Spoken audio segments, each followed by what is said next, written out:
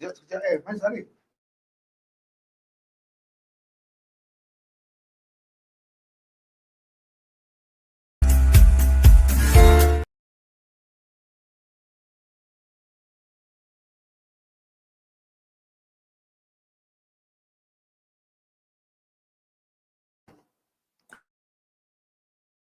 Assalamualaikum, dengar?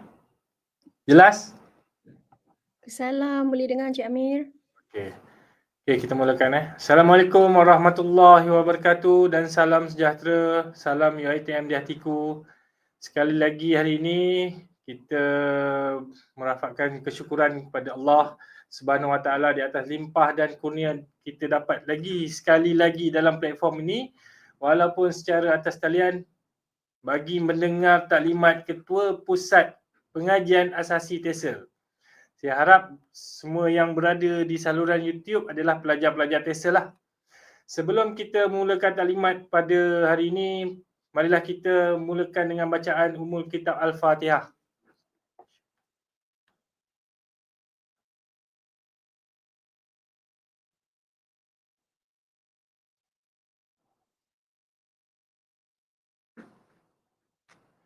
Okey, terlebih dahulu kami dari seluruh warga Pusat Asasi mengucapkan tahniah kepada semua pelajar yang telah mendapat keputusan cemerlang dalam SPM. Syabas dan tahniah juga berjaya mendapat dan melanjutkan pengajian di Pusat Asasi UiTM Dengkil. Selamat datang ke Pusat Asasi UiTM Cawangan Pusat Asasi UiTM Cawangan Selangor Kampus Dengkil. Okey, pada para pelajar yang dikasihi sekalian, pagi ini kita akan mendengar taklimat daripada Ketua Pusat Pengajian Asasi TESL oleh ketuanya Puan atau lebih dikenali sebagai Madam Nur Hashima binti Muhammad Sukor dan saya Encik Amir Faizullah bin Muhammad selaku moderator untuk taklimat hari ini. Di sini saya mengucapkan terima kasih kepada penceramah yang akan memberi taklimat pada hari ini sudi meluangkan masa dan menyampaikan beberapa perkara yang perlu anda semua tahu. Sebelum saya serahkan taklimat ini kepada Madam Nur Hashima, saya ingin mengingatkan kepada semua yang berada di saluran YouTube sentiasa menjaga etika penulisan, etika pertuturan dan beri keutamaan kepada pelajar yang ingin mengemukakan soalan. Link kehadiran akan diberi selepas tamat taklimat ini. Tanpa membuang masa, dengan ini saya menjemput Madam Nur Hashima binti Muhammad Sukor, Ketua Pusat Pengajian Asasi TESL untuk menyampaikan taklimat. Dipersilakan Madam. Okay, terima kasih Encik Amir, moderator kita untuk sesi taklimat program Asasi TESL pagi ini. Saya mohon izin untuk saya teruskan taklimat saya dalam bahasa Inggeris ya. Okay, terima kasih. Slide saya dah on ke Encik Amir? On dah Dah boleh. Okay, boleh nampak ya? Okay, Assalamualaikum, good morning everyone.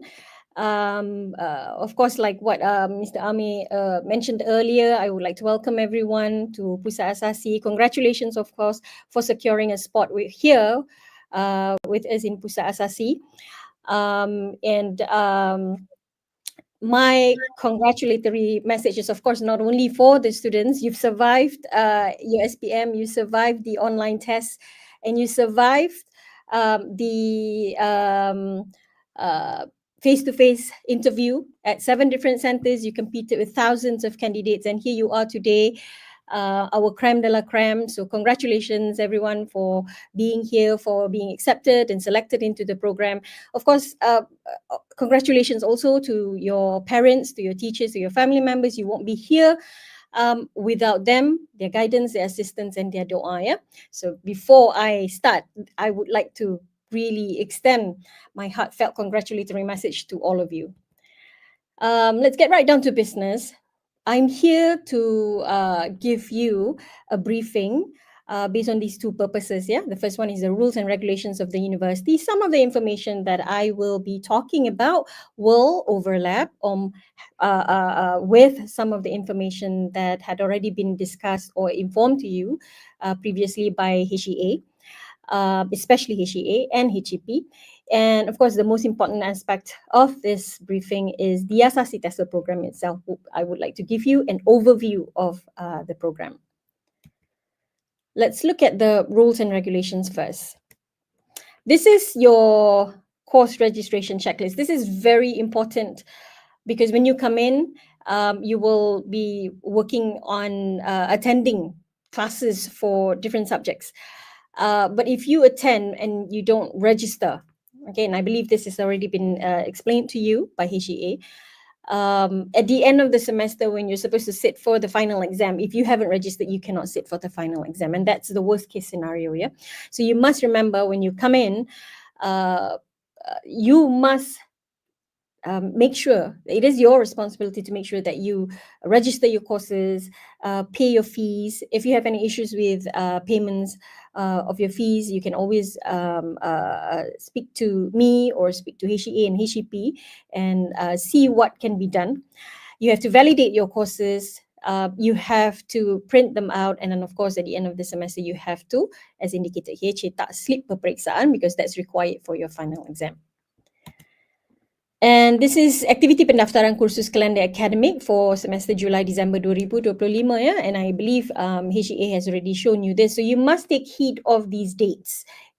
For example, you can see here pendaftaran kursus pelajar baharu dan lama bagi program asasi adalah daripada 7 Julai hingga 11 Ogos 2025. I believe you already you have received your date. Yeah, the TESL students and law students will be coming here on the same date, not with the Asasi Science and Engineering students. And then you can see all the other dates here, so please take heed of these dates. Right, you want to put it in your calendar, put it in your Google Calendar, wherever you want to put it, as long as you have it jotted down somewhere. Yeah, you can't remember everything, so you jot it down. Now, of course, all of us here will remind you from time to time, but by the time you get here, you'll be very busy with all sorts of things, attending classes, making sure that you are developing good relationships with your hostel mates and so on and so forth. So you might forget some of these dates, so that's why you got to write it down. This is the academic calendar. This is a very important document, and if you can see at the very top, I've got the URL address over there, and this is where you can get it. Yeah. Otherwise, you can just go on Google and type academic calendar UITM, and you have to look for Foundation of Professional Programs. This is very important. As you can see here, lecture 14th of July until the 31st of August 2025 for 7 weeks. When you come here for your registration, and on 14th of July, you're going to start your classes with us for 7 weeks direct. Okay, your break is only during the weekend. After that, you will have your mid-semester test from the 1st till the 7th of September 2025, and then after that, you have your mid-semester break. So you have to be prepared to be working 8 weeks straight, and then only then go for a 1 week break. And then you come back again on the 15th of September to the 2nd of November for another 7 weeks, and then you have a revision week for another week, and then you have your final examination, and then you have your semester break. Why is this document important? This is so that you can have a look at the dates, yeah, and then you can plan your time. And this is not just for you, it's very important that you also share this with your parents, with your family members. So in case if you would like to go for a holiday, you should do so during the mid-semester break, for example, which is from the 8th to the 14th of September. Okay, and come back before we start, which is on the 15th of September. And so the time that you should go off for your break, go on a holiday, or or vacation, whatever it is that you want to do, should be during the break. All right. Otherwise, you will miss classes, you will miss lectures, you will miss tests. And some of these, without proper documentations, you're not allowed to sit for it. And when you are not allowed to resit for it, sit for it, you may lose some of the marks. Okay, I will show you about that further. So the academic calendar is a very important document. I urge you to go on the URL address that I have at the very top of the slide right now, and download it and have a look at it and plan your time, okay, for yourself as well as for your family members. All right, second thing I want to talk about is the Malaysian University English Test, which is also known as MUET. And you must remember that this is compulsory for all Asasi students because it is a university entrance requirement and it is your responsibility. So therefore, please make sure that you attend Taklimat MUET on the 3rd of July from 9 to 10 a.m. Okay, the person in charge will give all the details or share all the details. And so attend it, understand it, and make sure that you are available for it. Okay, this is your responsibility. If you don't have MUET results by the time you apply for your degree studies, that can be quite a sticky situation, yeah, because most programs, if not all, they all consider MUET as as a university entrance requirement. Attendance. You must adhere to the 80% attendance requirement. So we give you at least 80%, you know, if for whatever reason you don't turn up to class. If your attendance is still 80%, then that's fine. But if we've seen this happening a lot. Some students, they don't turn up to class for no reason and whatnot, and it's less than 80%, then you will be given a ZEC and therefore may be barred from sitting for final exam.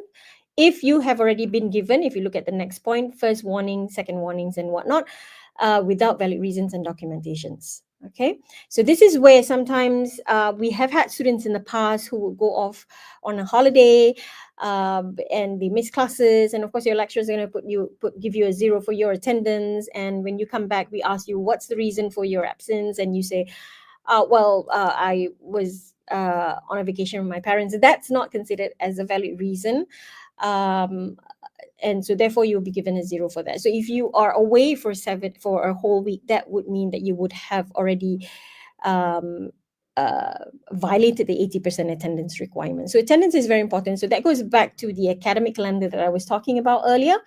You must make sure that you have the academic calendar, and you must make sure that you make correct decisions. If, of course, you may feel like, I want to go on that holiday, but what's important here is to make sure that you do well here. You can go on vacations on other days, other times when it permits, but when you're supposed to be here, you should be here. Okay. Otherwise, this is as what you can see on my slide. This is the situation. Yeah. Extracurricular activities. This is compulsory. There are a lot of extracurricular activities that will be conducted and organized by HEP. It's compulsory for you to participate in extracurricular activities. Do you have to participate in all? Not necessarily, but you want to participate in as many as many activities as possible, because you want to get that 10% merit. And the 10% merit mark here for from extracurricular activities will be included in the UPU application that you will fill in next year in 2026. Okay, so you want to make sure that you have that 10% merit mark, and this is quite similar to what you have experienced with SPM. Okay. Surveys. This is another one of your obligation. You must complete the entrance and exit survey at the beginning and at the end of the semester, and then you must also complete SUFO at the end of the semester. Failing which, for SUFO, you will not be able to have access to your results. Okay, so please take heed, listen very carefully when your mentor tells you, okay, you can now attempt the entrance and exit survey, you can now attempt SUFO and whatnot. Please make sure that you do them as soon as possible, because you don't want to forget. Like I said, when you're here, once you are here, you're going to be very busy, not only with your academic obligations, but also with your social life, your extracurricular activities and whatnot. So once you hear your mentor tells you, complete the entrance and exit survey, now do it. Don't wait, don't procrastinate, just do it right away. Get it out of the way, okay? Next one. This is Sasia Rupa Diri Pelajar UiTM. You saw this earlier before we started, but I just want to reiterate here that professionalism is what we go for here. Yeah. As you can see from the pictures here, right? So as long as you adhere to the rules of Sasia Rupa Diri Pelajar UiTM, you are safe. All right, let's now go to the second purpose of this briefing, which is about the program itself, the Asasi TESL program, yeah, or the Foundation in Teaching English as a Second Language, TESL, or PI020. Remember that PI020 when you are here, PI020 is your the code for our program, yeah. Okay, let's look at this one. This is the organization structure where the PI020 program, we are not only related to Pusat Asasi. Pusat Asasi, primarily, of course, we are here. Pusat Asasi is known as the pengurus utama. You have your classes here, your lectures all here, your extracurricular activities all here in Pusat Asasi, your hostel also here. You don't go anywhere else except here in Pusat Asasi UiTM. Okay, but we are also related to the Faculty of Education, but this is more on my side, where we deal very closely with the faculty, especially when it comes to student intake, curriculum review, professional development and whatnot. So we are always collaborating with the Faculty of Education, especially in ensuring the quality of the program. Okay. And this is our Pusat Asasi organizational chart. We have the director and then we have the 3 deputy directors. And that's where I am. I work directly under the Deputy Director for Academic Research and Innovation. So you have questions about academic issues, you can come and see me before you go to HEA. But if you have issues with HEP and facilities and whatnot, you can come to me and I will direct you to the relevant individuals. Okay, but for HEA, I should be able to respond to your questions, if any, right away. Okay, what is the Asasi TESL program? It is a 1-year prep program, 2 semesters minimum. Okay, it's a minimum of 2 semesters. Why do I say minimum? What is the maximum? The maximum is 3, but I hope you will never have to go to 3. I will talk about that later. Now, the next one is it's an in-depth skill-based program that focuses on enhancing students' English language proficiency. Now, all of you here obtained the A grade, solid A in English. So you are, like I mentioned earlier, our creme de la creme. Okay, so we are here. When you come here, you are supposed to already be top-notch in relation to your English language proficiency. When you're here, what we do is to push that even further. Okay, you should be the best in English language mastery and proficiency here in Pusat Asasi because you are Asasi TESL students. This program is also an entry to an undergraduate courses in public universities via UPU. Are you only supposed to go to education faculties? No. All right. It is an open system. It has an open policy, which means that at the end of the program for Asasi TESL students, you can apply to all the other social sciences programs, not necessarily the education program, although the education program is our main objective. As you can see in the last one, it says main objective is to prepare students for TESL and non-TESL undergraduate programs at UiTM and other public universities. So the first one is to prepare you for TESL programs. Whether you want or you don't want to proceed to a bachelor's degree in education program, that one is, of course, your right. That one is entirely up to you.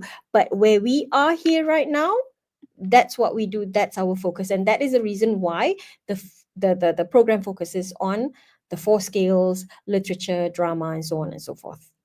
Okay, that is what the Asasi TESL program is. And let's look at the program description. And I want to direct your attention to the words in red. Yeah. Bachelor of Education, Honours Teaching of English as Second Language at UiTM and other local institutions of higher learning. So you can be in UiTM, you can be in other universities, but the main objective is to prepare you for the Bachelor of Education Teaching of English as Second Language program. Okay, as I mentioned earlier, you can go to other programs as well, but the main objective is for that. Next, because the main objective is to prepare you for the Bachelor of Education Teaching of English as a Second Language, MUET TESL, therefore, the subjects that you will be doing would be reading, writing, listening, speaking, grammar, along with literature and drama. And you go in depth. So you've got 4 hours of reading in a week, 4 hours of writing in a week, 4 hours of grammar in a week, 4 hours of listening and speaking, 3 hours of literature. So we really go in depth. It's not 1 hour reading, 1 hour writing or anything like that. So we really go into the core of it, making sure that you don't just memorize essays, for example, but you know how to write good essays. Okay, because the objective is to prepare you for the MUET TESL program. When you go into the MUET TESL program, you no longer will be learning reading, writing, listening, speaking, grammar and whatnot. This is the only time that you will learn it. If you go into the MUET TESL program, the expectation is that your proficiency in all these skills, again, would be top-notch, okay? And so when you go for practicum, you will be teaching these subjects in school. That one is if you were to go into the MUET TESL program, yeah? So the versatility of the program will not only strengthen your language proficiency, but also to enhance critical thinking and creative thinking skills. Okay, so if you see here, it says in-depth skill-based program. Why am I focusing on skill-based? It's not all facts and concepts. You cannot get by with memorizing. It's application, it's skill-based. So there is a need for you to tell yourself from now, before you come in, that you must demonstrate the ability to use the language in reading, writing, listening, speaking, and use proper and correct grammar in literature, in drama. Okay, so you don't have, for example, grammar, you may have skills. You may have rules that you can memorize, but the questions will not ask you what are the 3 rules. The questions for grammar will focus on how to use the rules that you have been taught and that you should have already understood. Okay. All right.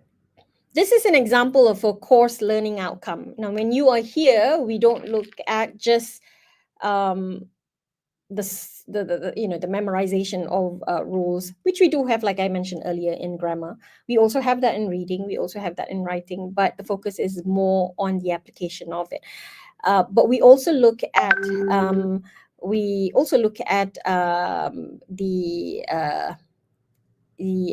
affective domain. Yeah. And what is the affective domain? The affective domain refers to feelings and emotions. Okay, so we look at how you describe your appreciation of something. Okay. All right. Let's see. And lastly, we have, by the end of the course, students should be able to perform scripted and improvised scenes using appropriate voice, movement, and expression. This focuses on the psychomotor domains. Okay,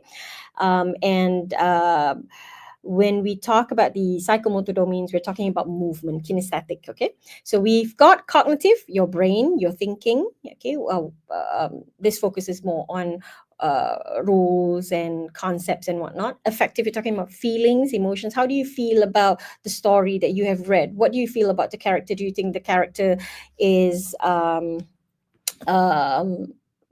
wise character? Would you do the same thing? Okay, and so this is what I meant by being critical and by being creative. If you were to look at the last point here, enhance your critical thinking and creative skills.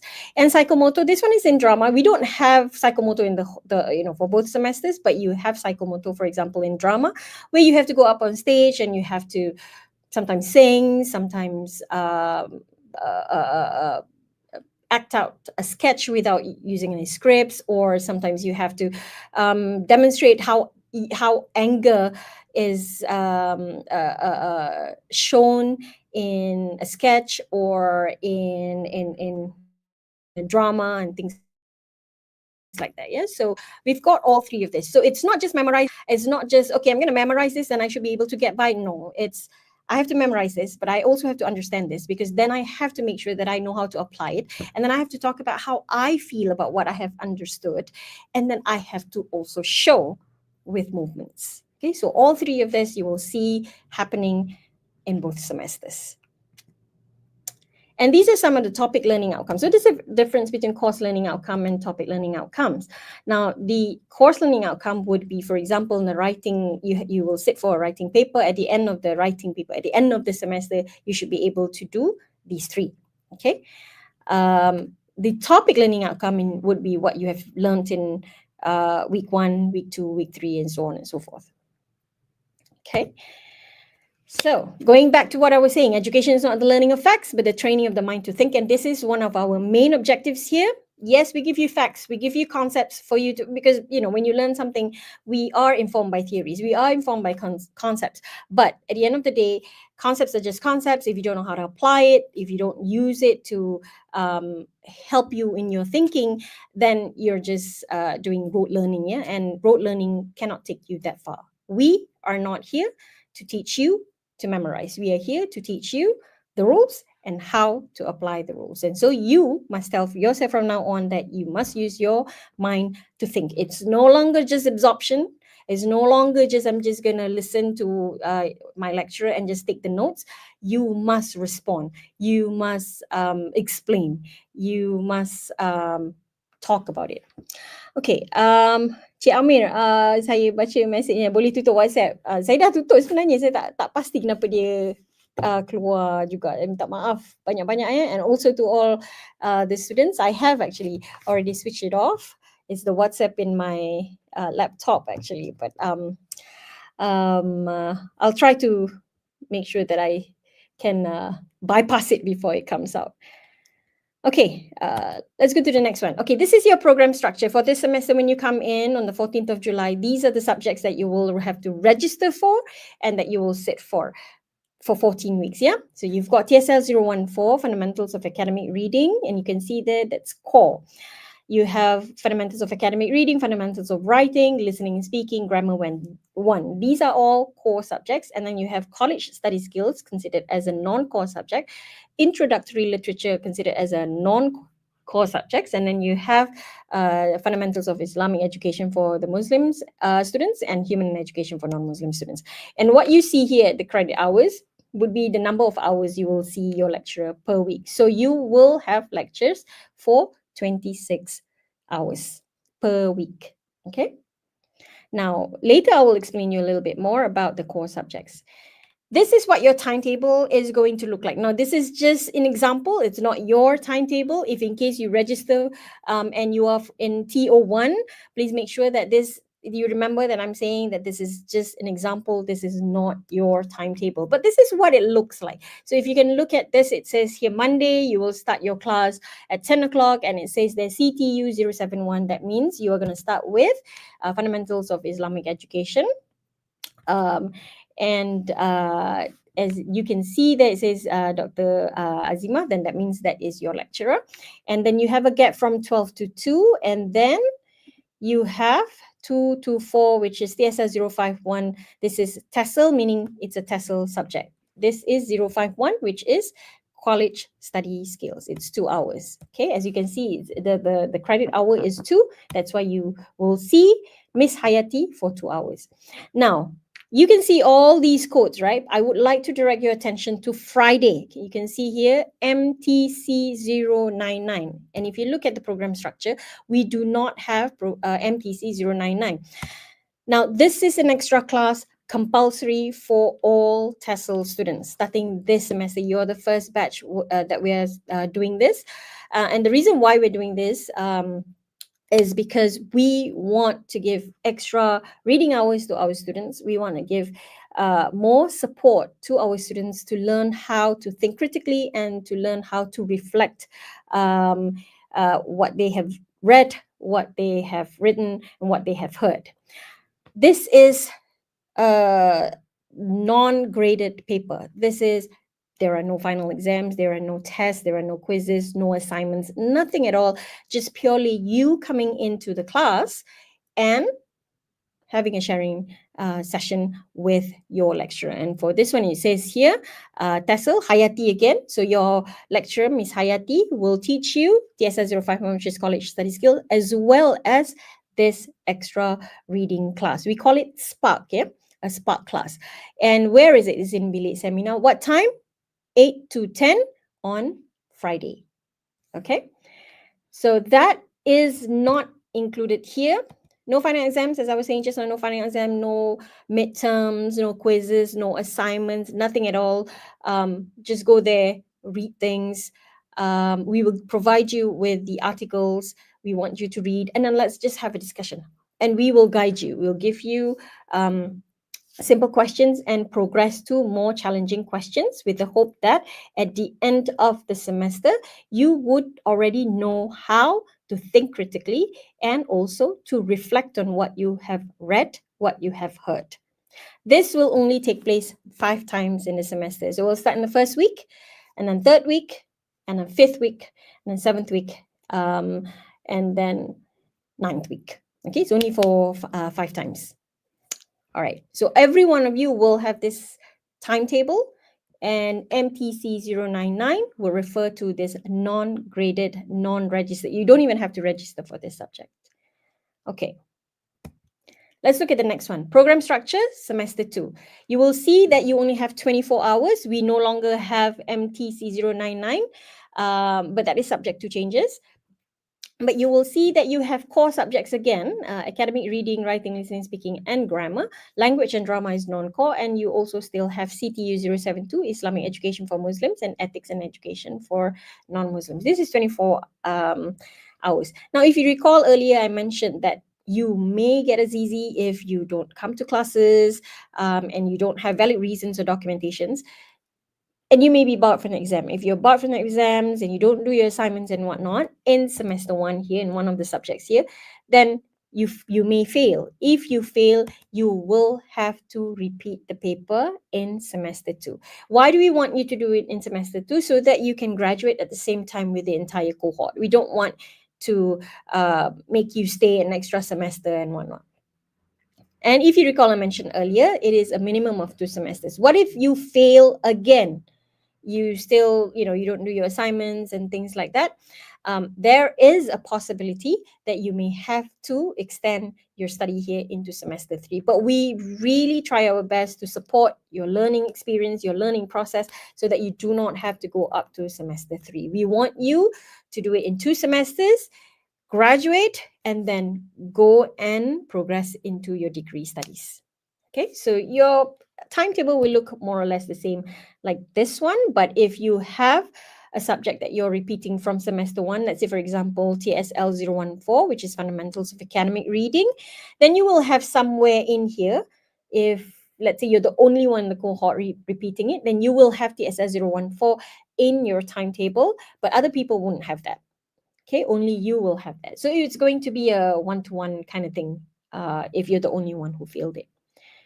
Okay, I hope you guys are okay. Yeah, usually if I have online sessions like this, I stop and ask, but I hope you guys are okay. If you have any questions, please post. Yeah.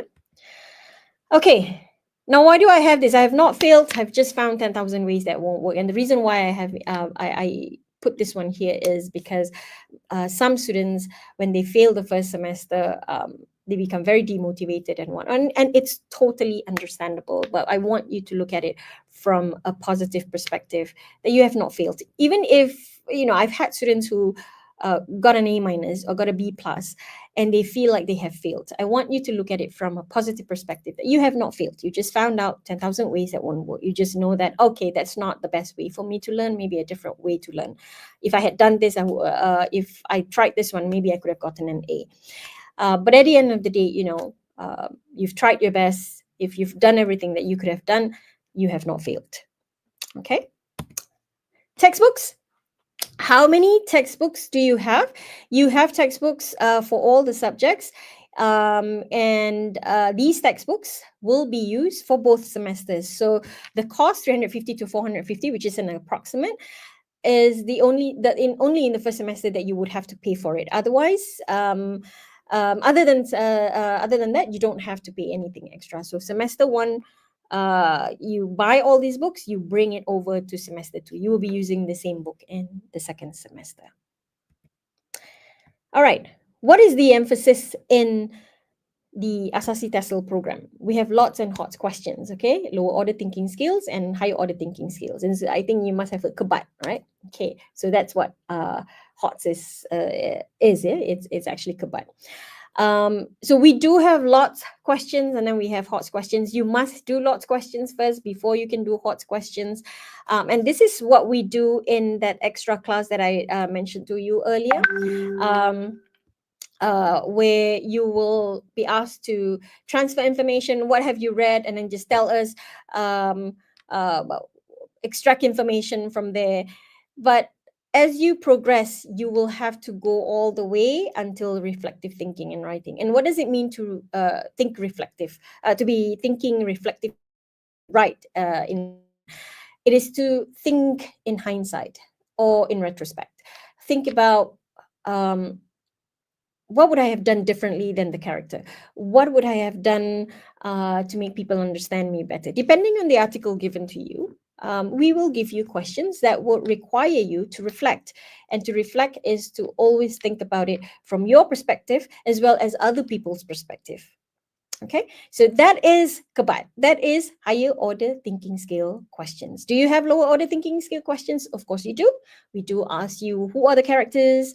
What are the main ideas, how many paragraphs, and things like that. These are all important questions that you must know the answers to, because if you do not know or you haven't mastered lots questions, then you won't be able to master HOTS questions. Yeah, so be prepared. Before you come, be prepared.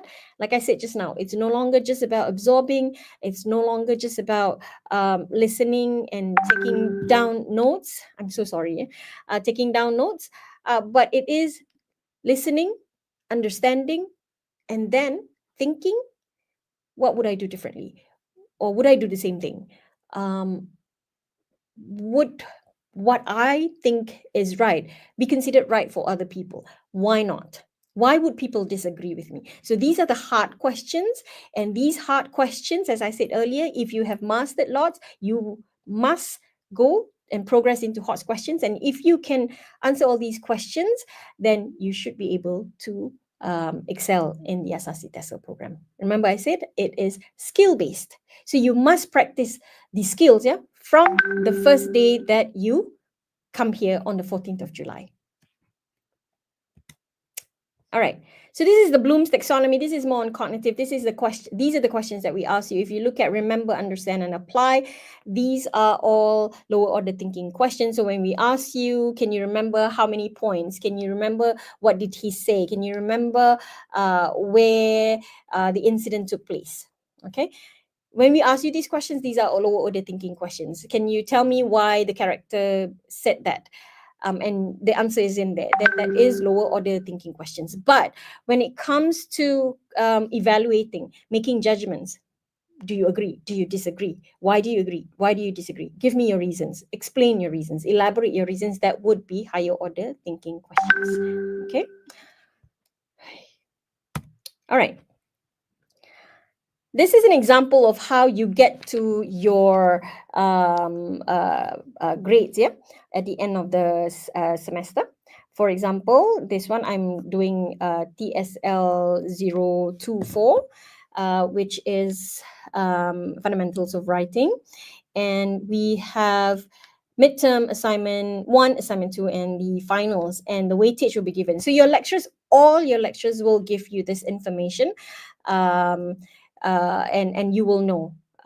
For example, midterm is going to contribute 20%. And let's say you get a 12 over 20. Assignment 1, 15%, you got a 10 over 15, and so on and so forth. At the end of the semester, you will get a 74 over 100. At the end of the semester, week 14, your lecturers will give you carry marks, for which would be your marks from midterm, assignment 1, and assignment 2.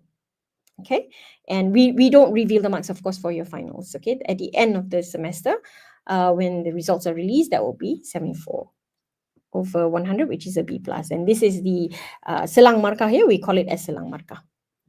Okay, so 74 is a B plus or 3.33. All right, due dates of assessments. You will have a lot of assessments, but as you can see here, it's quite you're quite free in the first few weeks in the beginning of the semester, because that's the first few weeks where we give you input, and then as you can see in week 5 onwards, that's when you will have assessments, sometimes due at the same time. All right, for example, midterm, you have it at the same time. You may have week 5 2 assignments due, so you have to make sure that you manage your time. Now, this is an important aspect that I would like to explain to you. Here you have CGPA UPU versus CGPA UITM. I believe HEA also has already explained this to you. CGPA UPU is calculated based on the results, your results in the following subjects: reading, writing, listening, speaking, and grammar. These are your core subjects. Now, your application for program bertemu duga, for example, the BET TESL program, if you want to go into education programs. There are a lot of other programs here, which are program bertemu duga. As of right now, the policy states that the results, that your ability to apply for program bertemu duga is based on your results in semester 1. So you got to make sure that you really score your semester 1 subjects, okay, your semester 1 results. Now, if you look at this one, you pass all subjects, obtain a CGPA of at least 2.5. This is for BET TESL at the Faculty of Education here in UITM, and at least a B in 3 subjects. So you've got reading, writing, listening, speaking, and grammar. You must get a CGPA of 2.5, which is usually not a problem, but you must get a B at least in 3 subjects. What is a B? A B is a 3.0. Okay? You must get a 3.0 in 3 subjects in order for you to be qualified and eligible to apply into the BET TESL program in education faculty at UITM. And this goes also with all the other program bertemu duga at other universities. And if you look at the end, at the last point, it says Malaysian University English Test MUET. You must get a band 4. All right, where to after Asasi TESL? You have a lot of options. As I mentioned earlier, it is an open policy. You can go anywhere. Our main objective is, of course, the Faculty of Education, UITM. We want you to go to UITM, but you can go into you can go to UKM, and so on and so forth. Just make sure that from now on, if you're already thinking, I want to go into the education program, I want to become a teacher, then you make sure that you go to you go to UKM, you go to UITM, and then you look at what is the entry requirement and start working towards that from semester 1, because education programs are all program bertemu duga. Yeah, if you don't, if you fail to the minimum requirement, then you won't even be able to apply. It's just like your SPM. Yeah, you won't even have it in your drop down menu in UPU. Right, next one. How do we help you manage university life? You have 2 basic things here. The 2 most important ones will be your academic responsibilities and your non-academic responsibilities. Your academic responsibilities would be, how do we help you? We give you mentors. Every class would have a mentor, and your mentor for TESL would be one of your lecturers. Okay, so I will also be a mentor for one of the classes. I don't know which one yet, but I am also a mentor. And we also have academic clinics. We also have Asasi Open Day. This is how we help you manage your university life. Non-academic responsibilities, as I mentioned much earlier in my talk, I said that there will be lots of clubs and association and HEP activities. If you are experiencing any issues, we do have counselors here that you can set an appointment and go and sit down and talk to them. All right, so mentor is also known as penasihat akademik pelajar seliaan, and this is what we are supposed to do. We're supposed to look at your academic progress. If your midterm you fail, of course your mentor is going to call for you to see him or her personally, to see what's the problem, how do we help you, how do we support you, what are the issues. Sometimes some students, they fail not because they cannot do it, but because at that time they are experiencing some emotional issues or mental issues. So we want to know how we can support you. So please don't run away from your mentor. For TESL, you cannot run away from your mentor because your mentor is one of your lecturers. And of course, we look at your discipline in terms of your attendance, submissions of assignments. So for example, if I'm teaching TO1, but I'm not the mentor, but I have issues with one of you guys, and I will call the mentor and I will say, look, I'm having some problems with this particular student. Can you get to her or him? We remind you, of course, registrations and validations, MCs if you're not well, and then of course extracurricular marks. And the most important thing I have to say, all these are important, but the most important is of course shoulder to cry on. If you have issues that will impact how well you perform here in Pusat Asasi and ultimately your degree studies in the future, and you don't know who to talk to, you don't want to talk to a counselor, you can always talk to your mentor. Yeah, and that's the reason why your mentor is one of your lecturers, because we assume that you will be okay with this particular person, with this lecturer, because this is the lecturer that you will see for 14 weeks. Class reps and assistants. All of you guys here have the same opportunity to become a class rep and assistant. Who appoints you? Your class, with the mentor as well, deciding, but sometimes we just go with you, right? And what are you supposed to do? You're supposed to assist us in communicating with group members after lecture hours, especially after lecture hours. If there's something we want to add, or let's say, for example, you have a friend saying, look, listen, I cannot come, I have an emergency, I have to go back home. You can tell your class rep, you can tell your class assistant to tell your lecturer, or of course you can tell your lecturer yourself, but just in case, you can go through your class rep and class assistants. What do you do? How do you, I was talking about how to help you, but it's also important that you know how to help yourself. Study the materials provided before lectures. Don't come in zero. Don't come in thinking, I'm just going to listen to the lecture. No, go through the slides. Go through it again. If let's say in week 1, you've already been given a lecture on that topic, go through it after the lecture as well. And then before week 2, maybe you would have already set an appointment with your lecturer, with your mentor, and talk about what are the issues that you're experiencing, trying to understand the subject. Ask questions as you read and seek clarifications during lectures. Don't just be timid, yeah? Ask questions and don't be afraid. No question should be considered as silly, and that is something that all of us must start thinking. Start thinking that way. That sometimes we already know, and so another person would ask that question. Make sure that we tell ourselves that just because I know doesn't mean that everyone knows. Just because I think it's easy doesn't mean that everyone thinks it's easy. So no question should be considered as silly or irrelevant or shouldn't have been asked. Okay, but ask questions, even if you feel it's a silly question. And if you feel, okay, I don't want to ask a question in front of everyone, then make sure you set an appointment with your lecturer. But I do feel that you should ask questions in the class, because then everyone can listen to it. And usually your lecturers will respond to your question, and then she will generate more questions from that. And so everyone will be able to learn from that. Respond to your lecturers and friends. If you have questions, your lecturers ask you questions, respond to it. Don't just keep quiet. Don't make us behave like your teachers in school who had to call your names. Raise your hand, say, I would like to respond to that question. Could it be this one? If it's wrong, that's fine. We'll tell you why it's wrong. We'll tell you where you went wrong, and then we'll tell you how to get to the correct destination, how to get to the correct answer.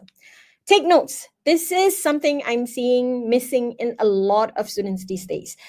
When I give lectures, students are just sitting there and not listening. You've got papers, you've got pens, you've got iPads, you've got all these devices and tools, but you don't take notes. If you don't take notes, you are most likely going to forget. Now, remember, like I said earlier, do we have theories? Do we have concepts? Yes, we do, but you must apply.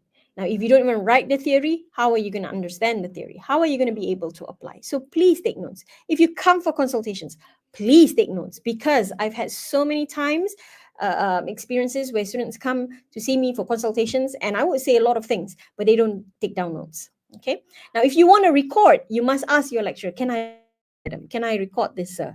Because There's just a lot, and I think I want to just focus on what you're saying right now. Can I record it? Get the permission from them. If they say it's okay, then that's fine. Make sure that you listen to it after that and then jot down notes. Yeah.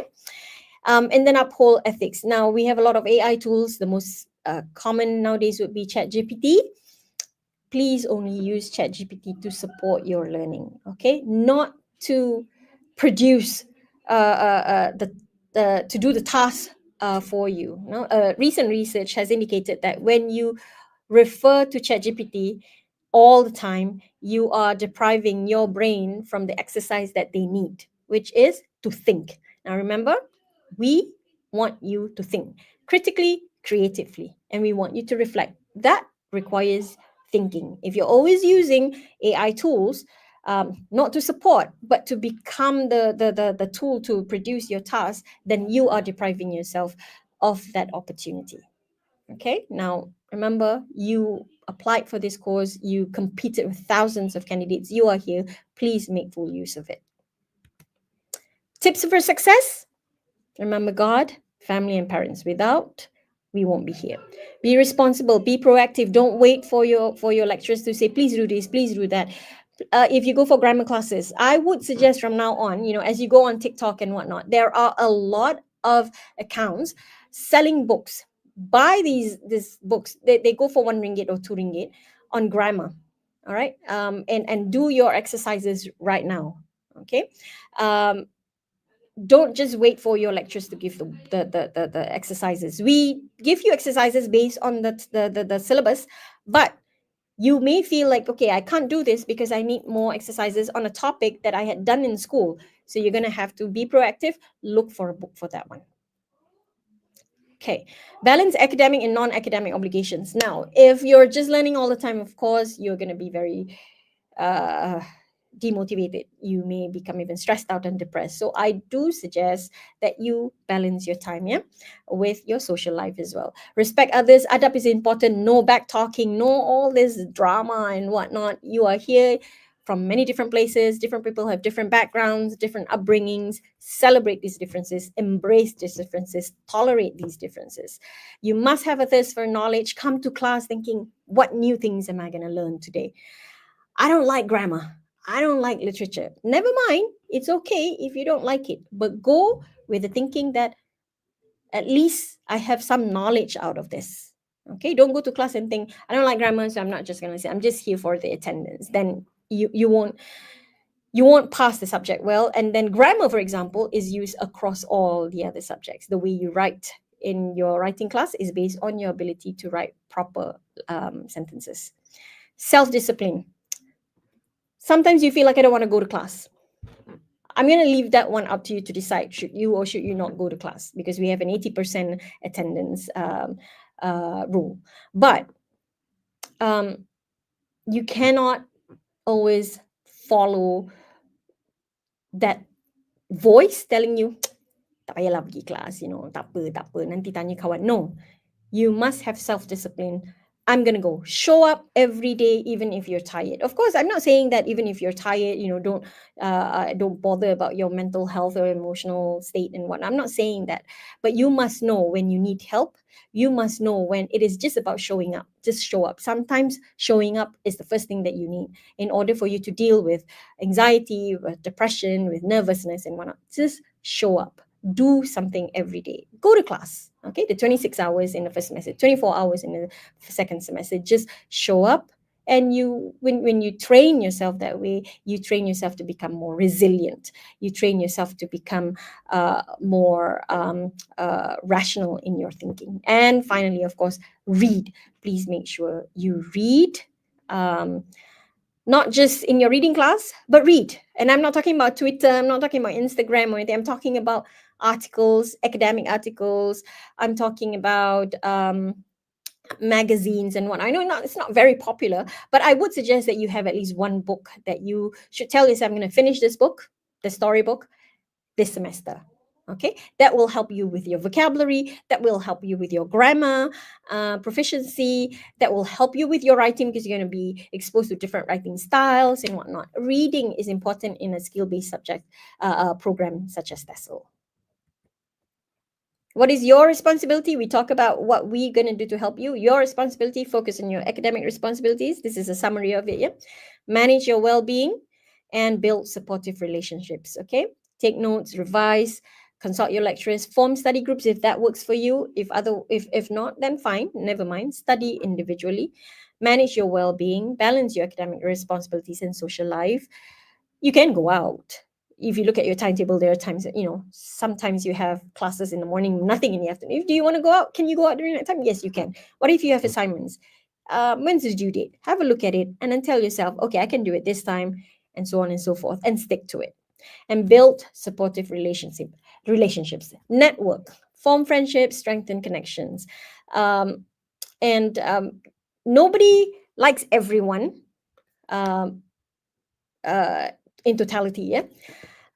So it's okay if you have certain people that you like, certain people that you don't like. Don't focus on the ones you don't like, or don't focus on the ones that you feel are being very toxic to you. Focus on the positives. Focus on who are the ones who are going to be with you through thick and thin. Who are the ones who are going to help you if you have missed some classes because you've been sick and so on. Who are the ones who are going to help you? Be with this. Surround yourself with these people. Okay. And the ones that you don't like, give it a shot. For all you know, maybe it's just a first impression, but it turns out to be that this person is a wonderful person after all. So always keep an open mind. Always be teachable by new knowledge and also by experience. I don't like that person, but I'm going to give it a shot. Oh, it turns out that she or he may end up as your best friend. You'll never know. Okay, so always keep an open mind. Be the reason why people believe in kindness, honesty, integrity, and positivity. Be that person. Don't be the person to create drama. Don't be the person to be back talking. If you realize that you're back talking about someone, you're gossiping, then you should stop. And if other people are gossiping about other people with you, remember that there's a possibility that that person is going to gossip about you also with other people. So stay away from this kind of situation. It will only add to your anxiety, add to a toxic situation. Remember, you're here for education, and it's the most powerful weapon, according to Nelson Mandela, which you can use to change the world. Small ways, big ways. You don't know who you're going to become one day, but education is what you need. And when we talk about education, we're not just talking about remembering rules, facts, and whatnot, but also thinking. Yeah. And finally, this is by our own prophet: the best among you are those who bring greatest benefits to many others. Be this person. Be this person, the one who is kind, and also be the one who will give benefit to others without expecting anything in return. Okay, it's okay. You've helped that person. The person doesn't help you. It's okay. Never mind. You do it because you know that is the right thing to do. Okay, and with that, I end my briefing. And again, I would like to congratulate all of you for being accepted into the program, and we look forward to having you here in our first class 14th of July, and enjoy your new phase of life, your new adventure here in Pusat Asasi. It will not disappoint you. Thank you very much. Cik Ami, saya balik kepada Cik Ami sekarang ya. Okey, terima kasih Puan Hashima atas taklimat yang sangat-sangat mendalam lah, sangat-sangat yang boleh harap semua pelajar faham. Okey, sebelum itu saya ingatkan kepada pelajar untuk menyertai grup Telegram yang telah disediakan, dan segala informasi berkenaan pendaftaran boleh didapati di Padlet Pusat Asasi HPP Asasi UiTM/daftar. Ada soalan ke? Kejap. Okey, ada soalan, satu soalan ni. Mungkin tadi dah terangkan tapi sekali lagi lah. Madam. Berkenaan dengan buku lah. Is it the same book as last year student use? Okay, so I have responded to this question. I said some books are similar. I don't keep track of the books. It's the resource person who keeps track of the book. Sometimes they update the book. So I would suggest that you come here and ask your lecturer, is this the same book as the last year's? And if they say yes, it's exactly the same book, we don't have any updates and whatnot, then it is okay for you to get it from your seniors. It is not compulsory for you to get it from us. Okay? But you must have your book. I mean, you should have a book. I'm not saying must, but you should have a book because that will definitely help you with your revision and your learning process. Okay, saya rasa menjawablah soalan tadi. Apa-apa pun kena datang dulu di pusat asasi dan merasai dulu pada minggu hadapan.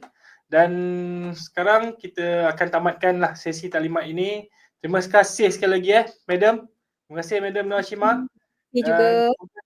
Semoga taklimat ni memberi maklumat-maklumat yang penting dan manfaat sepanjang anda semua berada di pusat asasi. Sebelum kita tamatkan taklimat ini, ingin saya ingatkan, pastikan anda mengisi kehadiran menggunakan akaun Gmail UiTM anda untuk mengakses link yang akan ditayangkan selepas tamat taklimat ini. Okay, itu saja. Okay, semoga kita berjumpa pada minggu hadapan. Sekian. Assalamualaikum. Salam sejahtera. Salam UiTM di hatiku.